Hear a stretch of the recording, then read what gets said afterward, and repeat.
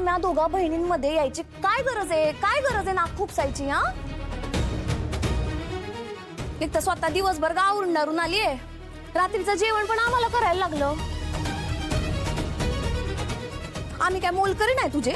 हा, सून आहेस ना या घरची, काय लाज शरम काय नाही राहिली काय? बघा सून. काय गे नट मोगरे, हा काय चाललंय तुझं? तू घरच्या सगळ्या अटी नियम सगळं मोडायला लागलीस काय? लईच व्हायला लागले बरं का तुझं आता. नाही सासूबाई, मी डाळ भाताचा कुकर लावून गेले होते आणि भाजी सुद्धा करून ठेवली होती. डाळीला फोडणी फक्त द्यायची आणि एवढं सोपं काम शोभाताई करूच शकतात ना.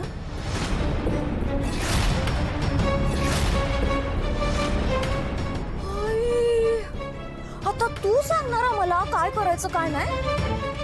तू नाही सांगायचं काय आम्हासनी? डाळीला फोडणी द्यायला किती वेळ लागतो, किती कष्ट लागतात माहितीये तुला?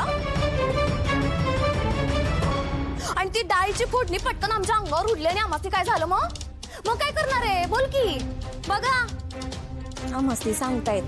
बरं बरं ठीक आहे. डाळीला फोडणी देणं हे इतकं कठीण काम असेल आणि ते जेवण बनवणं असेल ना, तर ठीक आहे. मग उद्यापासून ना तुम्हीच डाळ भाताचा कुकर लावत जा, भाजी सुद्धा तुम्ही करा आणि सगळ्यात कठीण आणि अवघड काम डाळीला फोडणी देणं ते काम मी करत आहे. काहीच प्रॉब्लेम नाही. नाही काय, आम्हाला वाटेल तेव्हा आम्ही फोडणी देऊ. तू नाही सांगायचं आम्हाला. आणि डाळ पण तूच बनवायची, कुकर पण तूच लावायचा भाताचा, आणि फोडणी बिडणी पण तूच द्यायची, भाजी पण तूच बनवायची. कळलं काय? सून आहेस घरची. मस्ती सांगते ते आम्ही करू काय आई? मिटवा आता हा विषय. शुभू, तुम्ही काही खाल्लंय बाहेर? बरं ना, आम्ही मस्त बाहेरनं जेवून आलोय. चांगलंय. चला आता लवकर जाऊन झोपा, मला बी सकाळी लवकर मंदिरात जाऊन यायचंय. हा, जा.